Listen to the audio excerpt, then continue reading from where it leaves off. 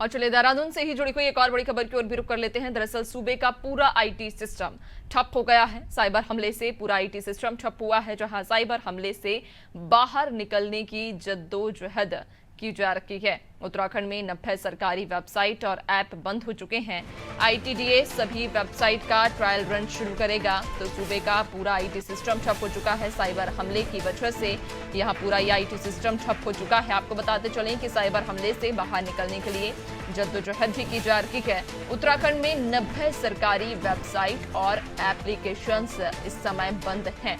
Cyber हमले की वजह से उत्तराखंड का जो पूरा आईटी सिस्टम है वो बंद हो चुका है। चूंकि साइबर हमला हुआ और इसके बाद उत्तराखंड की सभी 90 सरकारी वेबसाइट और एप्लीकेशंस बंद हो चुकी हैं। आईटीडीए अब सभी वेबसाइट्स का ट्रायल रन शुरू करेगा। ज्यादा जानकारी लेंगे सहयोगी सोनू लगातार हमारे साथ बने हुए हैं।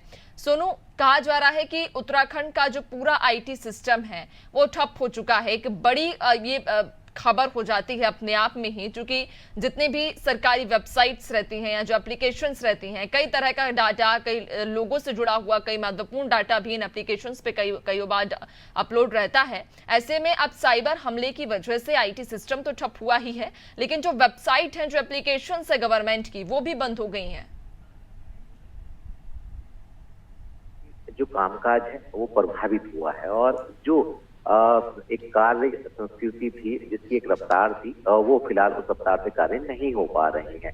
और इसी को ध्यान में रखते हुए जो आईटीडीए की टीम है और इसके अलावा जो सेंट्रल गवर्नमेंट के से संबंधित जो विशेषज्ञ हैं, वो डेटा कैसे सेव रह सकता है और किस तरह से इससे बाहर निकला जा सकता है और कैसे फिर से इनको सुचारू किया जा सकता है, इन तमाम प्रयासों में जुटे हुए हैं। और आज से इसका ट्रायल रन जो है वो किया जाएगा। तो कहीं ना कहीं ये कोशिश की जा रही है, एक तरफ हम आईटी सेक्टर की डेवलपमेंट की बात कर रहे हैं, उसको विकसित करने की दिशा में आगे कदम बढ़ाए जाने की बात कर रहे हैं, और दूसरी तरफ जो है इस तरीके का साइबर जो हमला है ये कहीं ना कहीं कामकाज को प्रभावित कर रहा है और ये चिंता भी हो गई है सिस्टम की। अब ऐसे में ये कोशिश की जा रही है कि किस तरह से इस समस्या से निजात दिलाया जा सकता है, किस तरह से ये जो समस्या है इसका समाधान किया जा सकता है। इसमें सेंट्रल गवर्नमेंट के जो इस क्षेत्र के विशेषज्ञ हैं उनका भी सहयोग लिया जा रहा है, और जो राज्य सरकार के जो आईटीडीए के जो पदाधिकारी हैं, अधिकारी हैं, वो लगातार मॉनिटरिंग कर रहे हैं। अब देखना होगा कितना कम से कम समय में इस व्यवस्था को पहले जैसे बनाया जा सकेगा और जो डेटा है उसका किसी तरह से लॉस ना हो, ये भी प्रयास किए जा सकेंगे।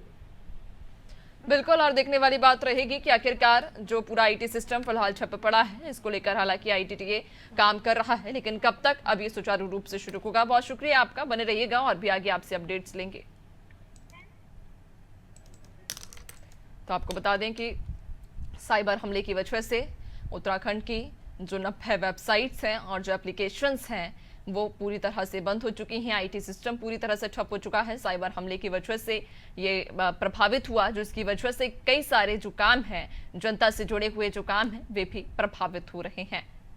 हमले से बाहर निकलने की जद्दोजहद भी की जा रही है।